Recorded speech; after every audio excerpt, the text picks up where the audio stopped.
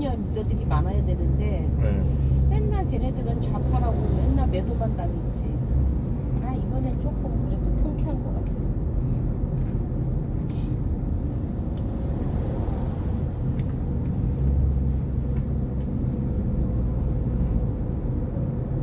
근데 바뀌어야 될 법들이 참 많은 것 같아. 근데 이제 그런 것 같다. 옛날에 그 뭐지 그 저기 홍은동에 보면 스위스 그랜드 힐튼 호텔이 있어요. 네. 거기가 그 호텔을 끼고 있는 산이 엄청 큰데 네. 거기가 다 한산한 거예요. 이우영이라고. 아 그래요? 예, 거기가 왜 그러냐면 거기 산이 거기 정원여자 중학교도 있고 학교도 하나 있고 그 호텔도 있고 그 옆에 또 골프장도 있고 골프장도 있고 그 옆에 아파트 홍은 아파트는 이 부지를 돌산이었는데 그 돌을 깨서 건져 팔고 이제 거기 채석장이었어요. 근데 그리고 거기다 아파트 진 거예요. 근데 그게 옛날에 일제시대 때 조선 총독부 땅이었대요. 아. 근데 이제 거기에 그 일제시대 때 그 일본 사람한테 동조를 해서 이제 그 일본 사람한테 그걸 갖다 자기가 이제 다 받은 거예요. 그걸 갖다가 땅을 어마어마하게 받은 거예요. 그 사람이. 그래가지고 이제 그때 왜 그런 사람들 갖다 막 죽이고 그랬잖아요. 그래서 도망간 거예요. 북한으로. 이제만 그렇게 이제 후손에 계속 이제 상속이 된 거잖아요. 근데 그걸 갖다 바로 그때 당시에 바로 그 다음 정부에서 그걸 다 해소했으면 바로 됐는데 지금 그 노무현 정부 때 그게 다 해소가 됐었어요. 전부 다. 그런 사람들 땅이 너무 어마어마해가지고 뭐 여기 뭐 남이섬도 그렇고. 근데 그 사람들 다 나라에 뺏겼다가 다 뺏겼었대요. 그 법이 이제 그렇게 노무현 때. 근데 그 전에 못 뺏은 이유는 정부에서 그 전 정부에서는 그런 사람들이 나라의 다 중요 부위를 차지하고 있어가지고 나라가 안 돌아간다고 이거지. 그 돈을 다 치면은. 아유, 옛날에. 그 해방 이후에 그 한민당이 이승만을 등이었고 어떻게 예. 그 일제 때 그 친일파들이 어떻게 50년대 60년대 기득권을 가졌는지 그 얘기를 하려면 속 터져. 예. 그만 얘기하자. 완전히 예, 맞아요. 속 터져. 근데 예. 그 나는 우리나라의 구가 이렇게 많은 줄 몰랐어요. 그렇죠. 정말 소름이 끼칠 정도로 예. 그 뭐지 정광훈 예. 그 사람 집회하는데 우연히 지나가는데 막 그 사람 얘기하는 거 보고서 소름이 돋아요. 그 사람 나라 하나 세우겠어요. 그 사람은 조그맣게. 그것도 다른 사람도 이렇게 말하는지 모르겠어요. 그러니까 우리나라 기독교는 자본주의에 피를 먹고 그 권력을 피를 먹고 컸다는 게 맞아. 우리나라 민주주의. 예. 우리나라 기독교는 다른 나라하고 좀 달라. 근데 그 사람들요 그 눈빛부터 해갖고 말하는 거 보면요 이 사람들 얼마나 쌀벌하게 욕하고 욕하고 막 아주 말하는 줄 아세요? 확실하잖아요. 그러니까 이 사람한테 추종하는 사람들은요 완전 100%예요. 100% 거의. 그러니까 내가 거기서 잘못 얘기하면 나도 맞아 죽겠더라고 제가 그래서. 저는 무슨 생각했냐면 옛날에 우익들이 이렇게 해서 저기 좌익 처단한다고 사람을 죽였겠구나. 진짜요.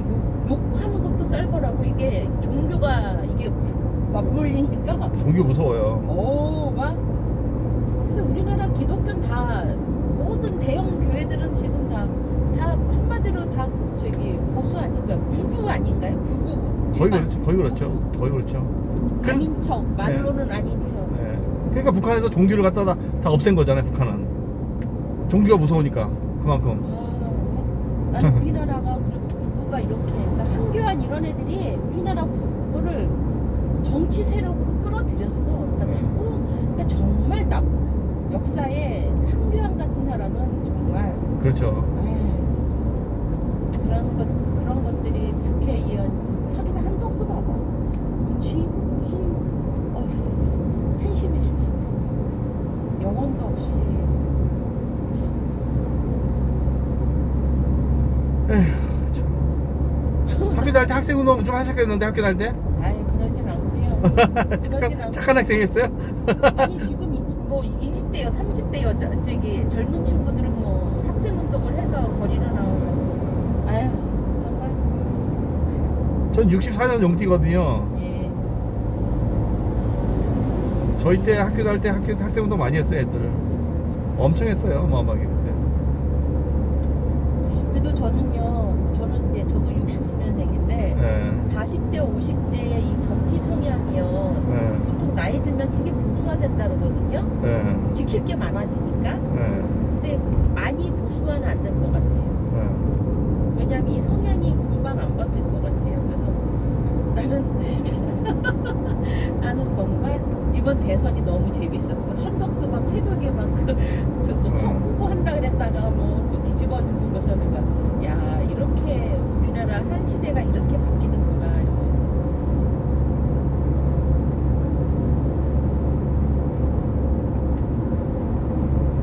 역사적으로 다행이다. 제 어릴 때 친구가 이제 이인영인데 불어에서 국회의원 하는 이인영이 어릴 때 친구거든요. 이인영이요? 네. 민주당 지금은 안 나오는 것 같은데. 아니요, 국회의원 지금 현역이에요, 현역. 아, 현역이세요? 네, 근데 조용히 살지 요새는 하도 말이 많아가지고 왜요? 거의 이번에 선거운동 할 때 어마어마하게 또 선거운동 했어요. 이번에 이재명이 응원하느냐고 엄청 했어요 이번에. 지금 보면 네. 쭉 나갔던 민주당 옛날에 맨날 맨날 그 민주당 네. 갔던 그 사람들도 조국 갔던 사람들도 네. 선거 때는 막 다 들어와서 하던데요. 네, 다 들어와요, 다. 그래서 내가 그랬어요. 저렇게 열심히 다들 몸 바쳐서 이 선거운동 하는데 한 자리 다 못 줄 텐데 어떡하냐. 근데 보니까 근데 살만하면 주는 거죠 뭐. 걔는 통일부 장까지 했잖아요. 걔는 문재인 정부 때 이인영이는. 아유, 대단한 거죠 그 줄을 서. 문재인 정부 때는 국회의원 수도 부족했고 보수 언론이 너무 튼튼했고 근데 이번에는 좀 상황이 다르니까 네. 조금은 달라질 것 같아요. 아유 조국은 빨리 특별사면 안 해주나? 조국 딸내미 그 학교 복원시키면 안 되나? 진짜 보수는 너무 네. 철면피야. 걔네는 창피한 줄 몰라. 네. 창피한 줄 몰라. 아우 저는 이번에 그 선거하기 전에 그 탄핵하고 막 이랬잖아요. 그때 나는 그 데모하는 거 보고 깜짝 놀랐어요 솔직히. 난 너무 내가 상상한 거 이상으로 깜짝 놀랐어요. 구구 애들이요? 예. 막 놀랐어요. 너무 놀랐어요. 저는 막 눈 오고 추운데 막 길가에서 밤새우는 거 보면 나는 진짜 와 씨. 나는 윤석열이 자기 말 한마디 때문에 그 별들이 다 별 4개, 별 5개들이 줄줄이 감옥 가는데 면피하잖아요. 자기는 안 지켰다. 네. 그런 말 안 했다. 그렇죠. 그 별들이 무슨 생각을 할까? 평생을 갔던 게 그냥 한순간에 없어지는데. 그렇죠. 김영은 이런 사람들은 그냥 너는 죽을 줄을 졌어 마땅하다 이러는데 그 밑에 이렇게 막 뛰어다녔던 애들 네. 걔네들은 무슨 죄냐고. 그렇죠. 그래서 저런 것이 한나라의 대통령이라고. 그래도 박근혜는 미안하다고 한국 사냥 막 끽소리 안 했다. 윤석열은 이거는 창피한 걸 몰라요. 대통령이 말이야 뻑하면 안 나간다 그러고 뭐 한다 그러고. 맞아요. 그게 너무한 것 같아. 국민들이 헐 저런 애가 대통령이었다니.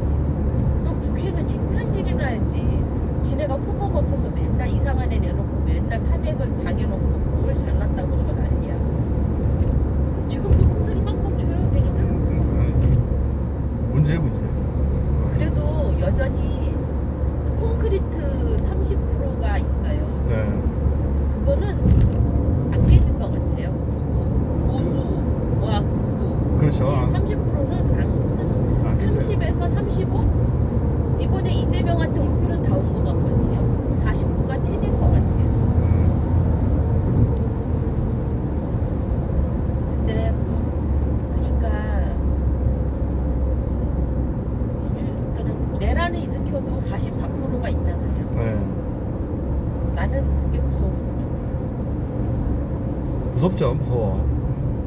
그게 더 무서워.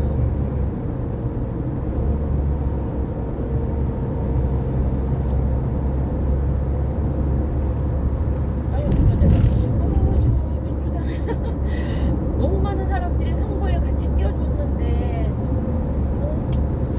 국힘 쪽에 있던 사람들도 막 유임시켜주고 뭐 해주고 해서 저 괜찮나?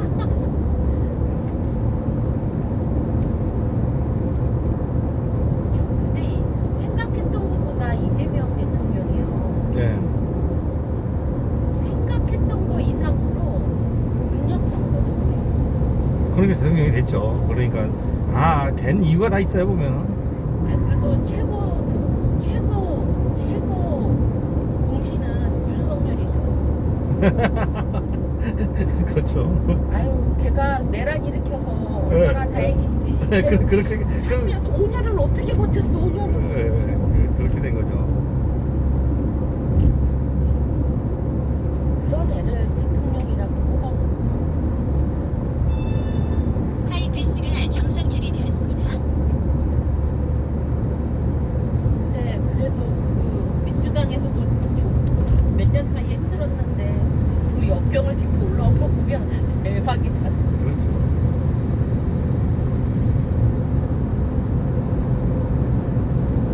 근데 그거는 우리 알바하는 사람들도 그러는데 다들 이재명이 이런 사람이었어? 라고 다 놀래요. 아 근데 좀 옛날에 시끄러울 때도 아유 빨리 나라가 안정되었으면 좋겠다 이런 생각이 항상 간절하게 들더라고요. 저는 너무 나라가 혼란스러우니까 이건 뭐 신경 쓰기 인수위도 하더라고. 없이 그냥 바로 그냥 네. 했는데 그냥 스무스하게 가잖아요. 나라가 혼란스러우면 김문수가 됐어 봐. 좋아요. 김문수가 됐으면 어떻게 됐겠어요 지금? 저 힘- 북한하고 계속 긴장 관계 왔다 갔다 하고 할 텐데. 그렇죠. 북한도 좀 빨리 망하고 어떻게 좀 바뀌든가 어떻게 좀 되든가 하고 근데 전쟁 나면 둘 다 망하는 거니까 전쟁은 나면 안 되고. 그래서 전쟁은 안 나죠. 근데 근데 그 미친 엑세스 윤석열은 보냈잖아요. 그게 이렇게 미친 거 아니야? 아니 나 전쟁을 이렇게 하면 어떡하려고 보냈지? 북한이 가끔가다 또 또라이 짓을 하니까 그거 연평도 보복할 때 봐요. 나는 전쟁 나는 줄 알았어요 그때. 연평도 보복할 때 전쟁 나서 죽는 줄 알았어 다들. 뭐가 와. 있었을 거야. 그거 뭐막 진짜 되게 민간인 들어가서. 내가 보기엔 북한이 김일성, 김정은, 김정일 다 그렇게 세습해서 내려오는데 진짜 김정은이 갑자기 죽는다라도 북한이 바뀌는 거 힘든 것 같아요. 북한은 그냥 자체적으로 망하게 놔둬야 될 것 같아요. 괜히 잘못 손댔다가 전쟁 나면 안 돼. 그렇죠. 계속 못 살게 되는 건 확실해. 북한이 더 앞으로 갈수록 못 살아지는 건 확실해요. 근데 이제 예. 점점 더 죽어가는 나라인데 그냥 좀씩 먹는 거 대주고 도와주는 건 오케이. 그 정도는 해줘야 되는 게 맞는 것 같아요. 근데 뭐 물론 또 보수에서는 뭐 퍼주다, 뭐 한다, 뭐 이럴 텐데 이게 그 말이 맞는 것 같아. 전쟁 중에도 대화는 하고 전쟁 중에도 손은 맞잡고. 봐봐요, 우크라이나 러시아 봐봐. 전쟁 나면 전쟁터에 나간 젊은 애들만 다 개죽음 당하는 거야. 그게 뭐냐고. 그렇죠. 그래도 이번에는 정말 하늘이 도운 것 같아요. 헬기도 제때 못 뜨고 밑에서 또 반항 저기 나름대로 말 안 듣는 군인들도 있어서. 근데 무슨 계엄이 이렇게 허술하죠? 내가 남편한테 왜 이렇게 계엄이 허술했을까? 저는 경험 처음 봤어요. 처음 봤죠 다들. 처음 그랬더니 봤. 남편이 하는 말이 너무 비밀 보안을 지키다 보니까 비밀스럽게 하다 보니 밑에 통제가 안 된 거지. 근데 헬기가 정말 40분 동안 늦게 온 게 신의 한 수였다 그러더라고. 그 사람 상줘야 되는 거 아니에요? 헬기 무조건 진입하는 거 막은 사람? 걔도 상줘야 되고 총 못 들고 들어. 거기 처음에 뛰어온 모든 시민들한테 다 상줘야 되는 거야. 계엄군들이 웬만하면 큰맘 먹었으면 다 끌어냈대요. 그렇죠 그거야. 무섭죠. 걔네들은 다 끌어낼 수 있었대요. 근데 이제 갔는데 막 시민들이 있는 거 있고 하니까 어이가 없지. 시민들이 있고 막 엄청 시민들한테요 많이 맞았대요 계엄군이. 그렇겠죠. 네, 계엄군이 많고 그 국회의사당에 있던 사무직 직원들도요 계엄군 많이 때렸대요. 근데 계엄군은 같이 안 때렸다고. 그래서 많이 맞았다고. 욕도 뒤지게 먹었대. 그래서 걔네들 되게 트라우마고. 북한은 항상 계엄이랬잖아. 북한은 항상 계엄. 나는 그래서 정말 계엄 났으면 우리 진짜 다 죽었겠구나. 우리 아들 군인이거든. 아 군인이에요? 언제 제대해요? 내년이요. 아씨 진짜. 아들 하나예요? 네. 자제분 안 낳았어요? 하나 놓고 안 낳았어요? 아유 결혼도 늦었고 애도 이제 뭐. 하나 놓고 안 낳으셨구나. 네. 잘하셨지만 많이 나면 고생했지만 많이 나면. 그래도 외동에 보고 있으면 동생이 하나 있었으면 좋았을 거네. 에이 많이 나면 많이 난 사람들 고생 다 해요. 대부분 다. 고생 안 하는 사람들 드물어요. 거의 고생 많이 해요. 많이 난 사람들은. 하기사 아이가 하나라서 아이가 둘이면 제가 일을 못했을 거예요. 일을 못했고 그러면 남편 외벌이로 우리가 되게 힘들게 살았을 거예요. 옛날에는 하나면 군대도 안 보내고 그랬는데 옛날에. 지금요 애들이 없어요. 네, 애들이 없죠 지금. 지금 우리 때는 뭐 수험생 100만 명 이랬잖아요. 네. 지금 40만 명이 되냐 안 되냐 난리예요. 애들이 없어. 초등학교가 진짜 팍 줄어요. 지금 뭐 어디서 근무하세요 아드님은? 저는 아들 아니요 걔는 출퇴근하는 상근 아 편하겠다 그럼 좀. 현역인데 네. 뭐지 4급 공익이 아니 4급 공익인데 꼬셔가지고 우리가 현역에 넣으라고. 그냥 계속 그렇게 공익으로 신청하니까 안 되니까. 근데 얘가 자기 그럼 넣어보겠다고 넣었는데 전화가 온 거죠. 혹시 상근 자리 나서 추첨되면 갈래? 그래서 얘가 그럼 저기 한번 도전해 볼게요. 근데 운이 좋은 거예요. 아. 추첨이 된 거예요. 아. 법이 바뀌었대요. 공익은 민방인가 이런 분들을 관리를 못한대. 민간인이라서. 네. 공익은 군인이 필요한데 예전에 상급 1급, 2급, 3급, 상급 사람들이 많이 상근을 했는데 이제 공익 중에서 4급에서 현역으로 지원한 애들도 추첨해서 되면 되는 걸로. 몸이 좀 부실한 애들 중심으로 하는 것 같아요. 그래서 졸지에 얘는 상근이 됐어요. 근데 친구들 중에 공익인 친구들이 지원을 하면 되는데 떨어지잖아요. 추첨이 떨어지면 바로 그냥 그 현역이잖아요. 그쵸. 다시 못 돌린대요. 현역 어. 지원해서 다시 공익으로 못 간대요. 그 친구가 엄청 부러워해서 너도 그럼 넣어봐 그랬더니 떨어지면 나는 바로 현역이잖아. 아들이 그러더라고요. 걔는 군복을 입고 출퇴근을 하니까 그 점심 먹으러 군복 입고 밥 먹으러 가면 간혹 가다가 가게집 아저씨가 콜라도 주고 그런대요.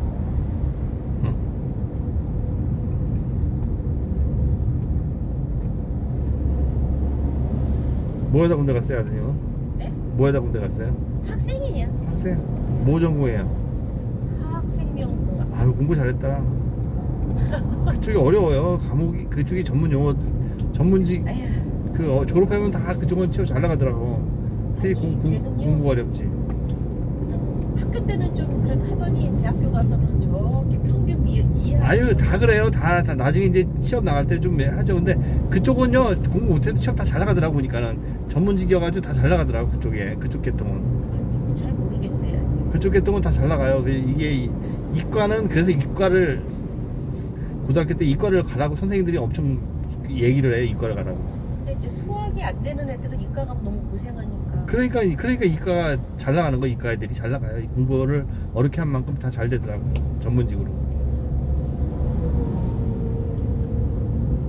제가 경제학과 가천대 경제학과 졸업했지만 우리 졸업생들 중에 우리 뭐 애들 지금 뭐 은행 다니는 애들 다 금방 50대 때 다 잘렸고 그 별로 다 애들이 다 한두 명 그때 한두 명은 은행 가고 뭐 이렇게 몇 명 좋은 직장 갔지 다 별볼이 없어. 고등학교 졸업한 거랑 똑같아요. 우리 저희 남편 4년 장학생이고 한양대 졸업하고 그래도요 문과잖아요. 네. 50대 초반에 그냥 자의반 타의반으로 퇴사했어요. 그러니까 네. 지금 49.5세라는 말이 맞아요. 그러니까 일반 사무직들은 그렇고 이과생들이 갈 데가 많긴 해요. 제가 봐도. 그래서 저희도 길을 쓰고 야 넌 이과가 맞아요. 그렇게 문과 나온 사람들은 그렇게 돼요. 저도 그래. 저도 문과 전혀 추천 안 해요. 이과라. 나는 그런 사람이 없었어요 주변에. 대학 그 선택할 때 고등학교 때? 우리 땐 그랬어요, 선생님. 저희 때는 엄마 아빠들이 대학교를 엄마 아빠도 먹고 살기 힘든 시대여서 대다수는 주변에 뭐를 요청하고 뭐를 그러니까 조언해 줄 사람이 없었어요, 저희 때. 우리 남편이 그러잖아요. 그때는 무조건 대기업 가는 거고, 근데 계속 뭐지? 장학생인데도 그러니까 인터뷰 이런 데서 떨어지는 거예요. 좀 인터뷰 스킬이라던가 뭐 누구한테 좀 알면 좋은데 떨어지고 나니까 일반 회사 갔다가 계속 도는 거예요. 그러니까 한 번 안 풀리니까 안 풀려요. 근데 그 당시에 뭐 무슨 무역공사 뭐 이런 데는 쳐다도 안 봤대요. 그게 뭔지도 몰랐고 관심도 없었대요.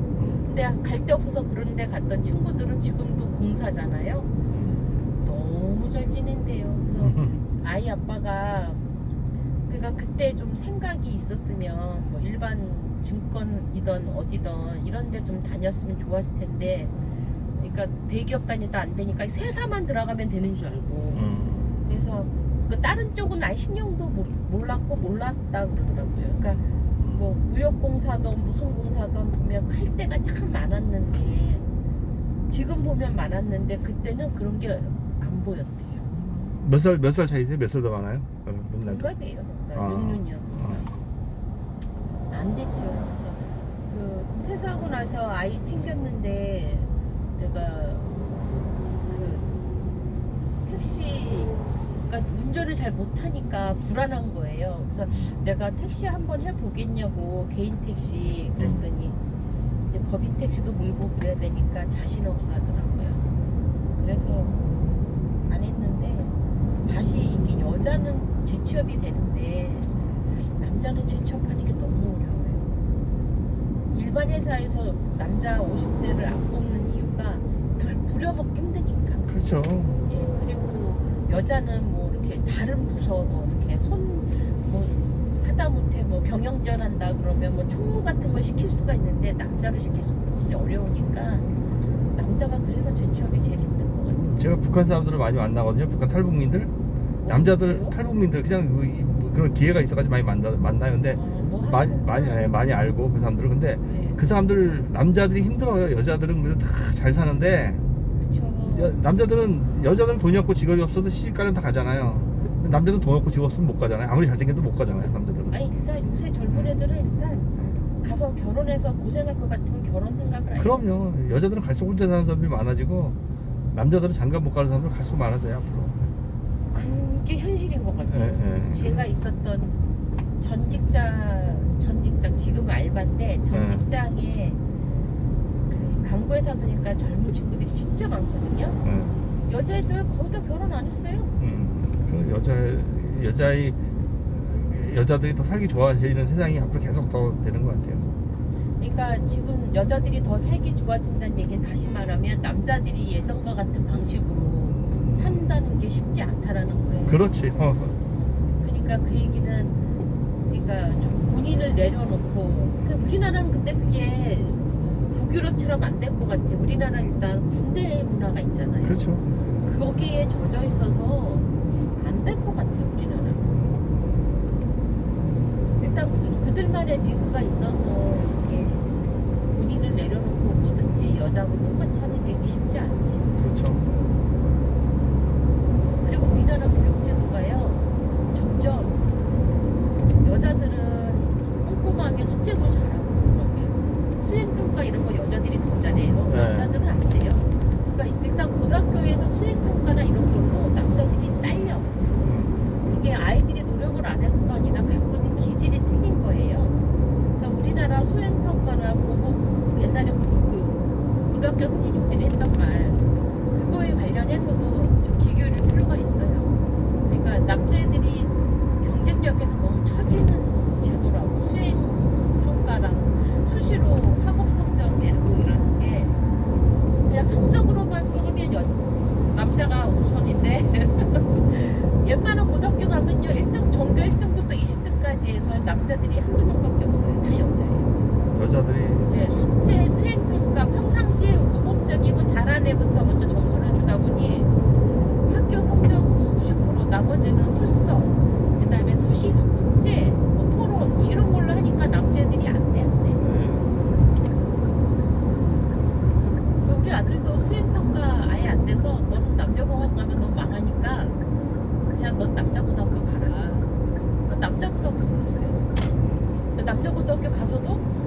꼼꼼히 숙제하고 발표 잘하고 이런 성실한 애가 아니에요. 그냥 너무 그냥 학교 성적은 그냥 무시하고 저기 수능이나 잘 봐라. 수능 잘 봐서 그냥 그걸로 가라. 그래서 수능으로 갔어요. 남편분 개인 택시 하나 사주세요. 아이 키우면서 몇 년 집에 있다가 요새 다시 재취업 시작은 했어요. 그래서 개인 택시 사주면은 그만큼 그런 열심히 해요. 남자들은 열심히 해요. 개인 택시 사주면은. 근데 그때 좀 생각을 좀 해봤어야 되는데 이게 집값처럼. 선생님은 언제부터 이게 그러면 그 3년 의무교육이 언제부터 없어졌어요? 3년 됐어요 제가. 그때부터 없어졌어요 제가. 3년 전에 샀거든요 제가. 그때 그 회사 그만두고 샀거든요. 그러니까 사니까 지금은 너무 편해요 솔직히. 이 회사 생활하는 것보다 네. 너무 편해요. 돈도 더 벌고 너무 편해요 이게. 그리고 하루에 뭐 아침부터 저녁까지만 하시면 되고. 네, 그냥 저는 제가 이제 요새는 조금뿐이 아니에요. 요새는 뭐 많이 안 하는데 아침에 와이프 출근하고 나서 그 다음부터 일 시작해요. 그리고는 출근시키고 항상 와이프 또 퇴근시킬 때도 있고 6시에 가서. 근데 출근을 항상 시켜줘요 와이프. 그리고 이제 일 시작해 저는. 그러니까 개인 택시는 또 그냥 엄청 오랫동안 할 수 있잖아. 자기가 할 수 있는 저기 몸만 되면은. 그러니까 잘하셨네요. 네, 내가 그때는 돈이 그러니까 다이가 항상 이게 여유가 없다 보니까 현금이 없다 보니 그만큼 금방 끌어들여요. 이 대출 받아 사도 이 개인 택시 대출이 많이 돼요. 이게 현금하기 쉽기 때문에 집처럼 문서가 있어가지고 오르고 내리고. 남편이 차를 좋아하고 운전하는 걸 좋아하면 남편이 먼저 하겠다고 덤비면 해보겠는데 그런 말을 안 해요. 이게 저도 사고 나서 3천만 원 올랐어요. 이게 개인 택시 사고 나서.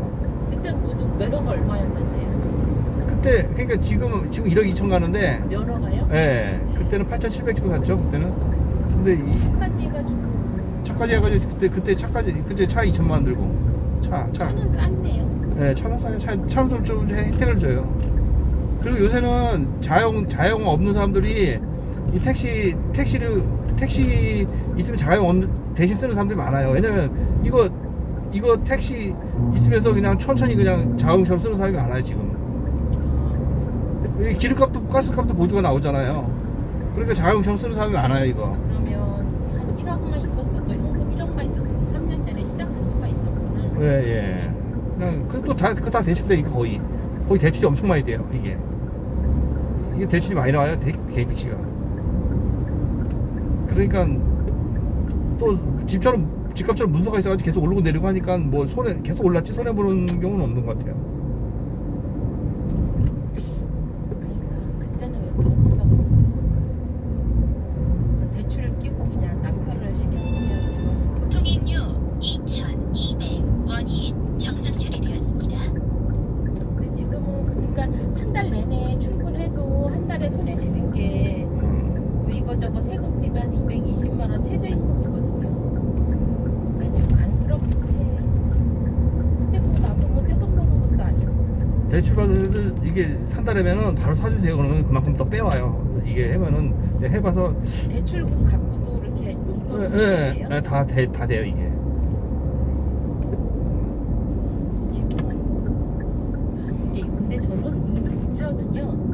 운전하는 걸 즐기고 좋아하는 사람이어야 된다고 생각해요. 그렇죠, 그건 그렇죠. 근데 그건 나는 그건 확실해요. 왜냐하면 특히 이게 차는 잘못 운전하면 사람이 다칠 수 있어서 그럼요. 저기 큰일 나죠. 사람 다치고 큰일 나죠. 그래서 본인이 그러니까 뭐든지 저는 본인이 하고 싶고 하겠다고 해야 이뤄주지. 제가 이렇게 옆에서 해봐 해갖고는 안 되는 것 같아. 아이 공부도 그랬고, 그렇죠. 내가 해보라고 시켜서 해결될 상황은 아닌 거고.